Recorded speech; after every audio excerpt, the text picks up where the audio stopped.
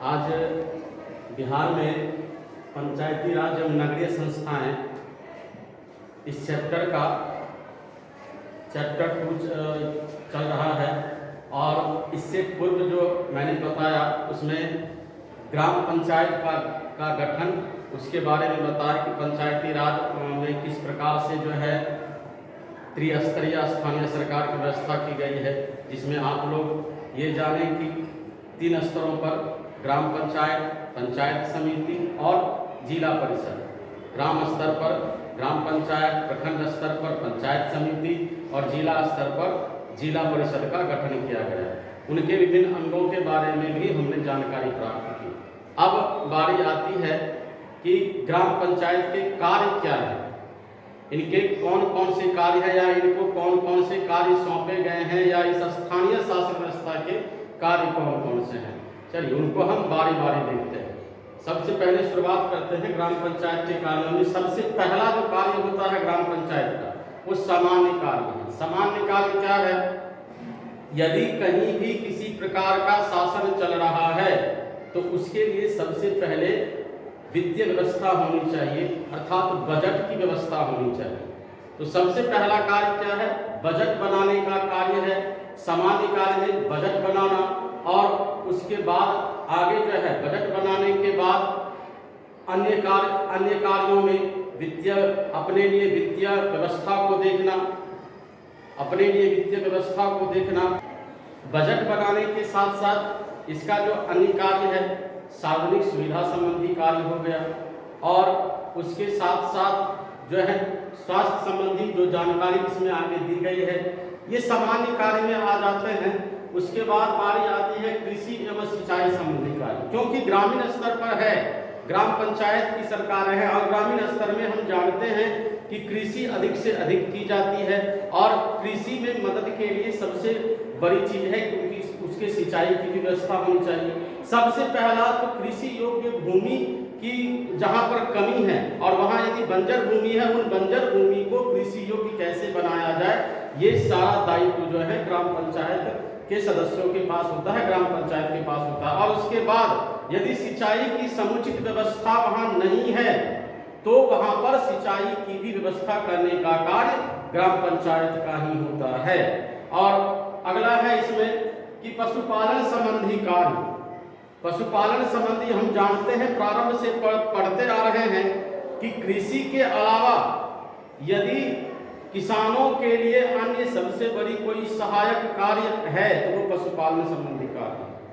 तो पशुपालन संबंधी कार्यों में भी किसानों की मदद करना, और पशुपालन संबंधी कार्य के अतिरिक्त जैसे मत्स्य पालन हो गया, उनमें भी मदद करना और उनकी व्यवस्थाएं करना, ये सारा दायित्व ग्राम पंचायत का है।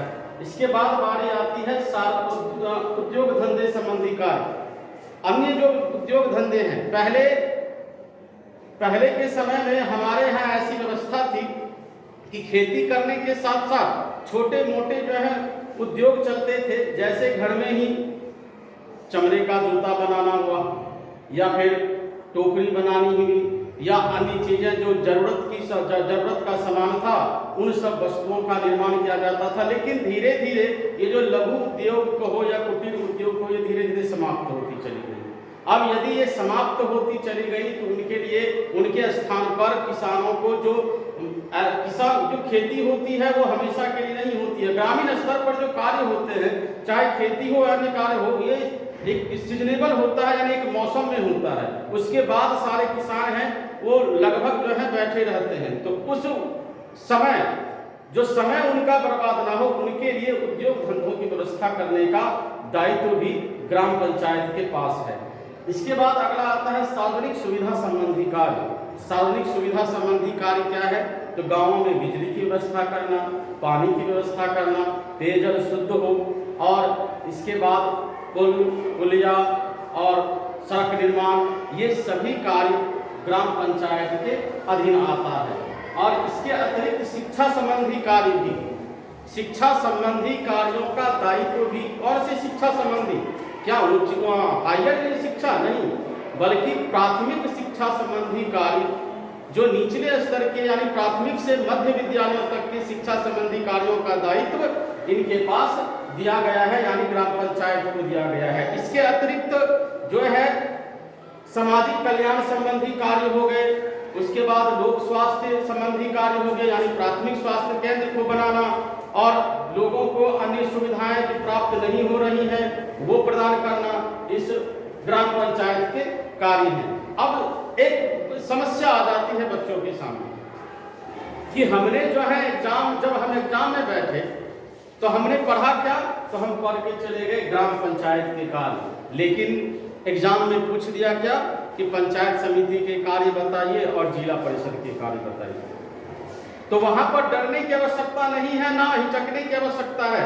यदि आपको ग्राम पंचायत के कार्य हैं तो इन्हीं कार्यों को केवल वहां लिख देना है। बस ग्राम पंचायत के स्थान पर पंचायत समिति शब्द का उपयोग और जिला परिषद शब्द का उपयोग।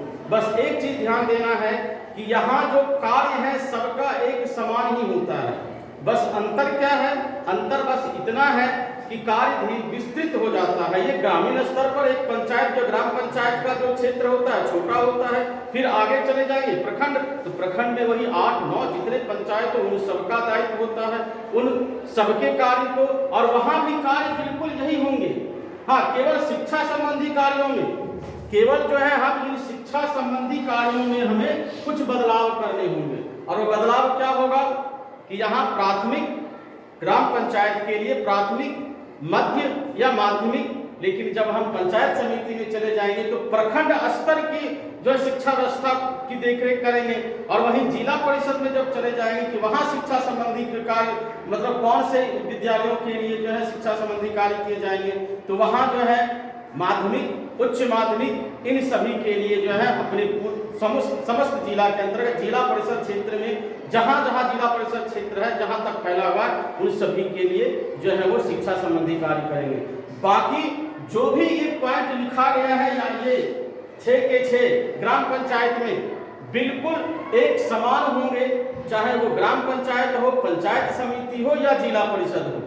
बस याद रखना है, केवल जो है क्षेत्र बड़ा हो जाता है तो दायित्व इनका जो है बड़ा हो जाता है और कार्य भी इनके थोड़े बड़े हो जाते हैं, लेकिन कार्य समान होता है। एक ग्राम पंचायत केवल ग्रामीण स्तर पर करता है, पंचायत समिति प्रखंड स्तर पर, और जिला परिषद अपने समस्त पूरे जिला के अंतर्गत कार्य करता है। चलिए, ये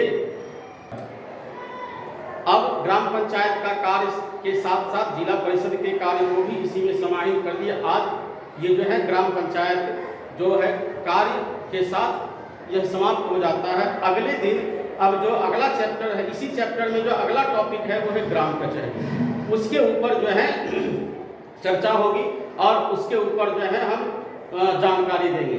एक अभी फिलहाल इस वीडियो को समाप्त करने से पहले एक प्रश्न आया था कुछ बच्चों से, और वो बच्चे इसी जो है किशोरावस्था के, यानी क्लास 9th 10th के बच्चे थे। उन्होंने एक प्रश्न किया था और बड़ा वाजिब प्रश्न था उसका, और उस प्रश्न का उत्तर जो मेरे हिसाब से मुझे लगा मैंने दिया। बच्चों ने पूछा कि सर, अपने लक्ष्य की प्राप्ति या उद्देश्य की प्राप्ति और अभी के समय जो हमारे मन में प्रवृत्ति होती है जिसे हम प्रेम, इश्क या लव कहते हैं, क्या दोनों एक साथ नहीं चल सकता है? और ये वाजिब प्रश्न है, इस उम्र में ये वाजिब प्रश्न है और हर एक बच्चे के मन में ये प्रश्न उठता है। तो इसका साधारण उत्तर समझ लो कि ये दोनों बहते हुए नदी के दो अलग अलग किनारे हैं जो कभी एक साथ नहीं मिल सकते। यदि इन्हें मिलाने का प्रयत्न भी करोगे तो ये असंभव है, ये कभी मिलेगा ही नहीं। और एक किनारे पर बैठकर दूसरे किनारे को प्राप्त करना चाहते हो कि दोनों एक साथ हो जाए, तो वो संभव है ही नहीं, कभी संभव नहीं है। यदि लक्ष्य को प्राप्त करना है तो इस समय जो मन में तरह तरह की भावनाएं उत्पन्न होती हैं उसको मन में ही दबा कर रखना पड़ेगा, अन्यथा जो लक्ष्य है, जो उद्देश्य है, उसका त्याग करना पड़ेगा। और परिणाम उसके बाद क्या होता है, कैसा होता है और कितना दुखद होता है, ये हम आस पड़ोस और अपने समाज में देखते भी हैं। धन्यवाद।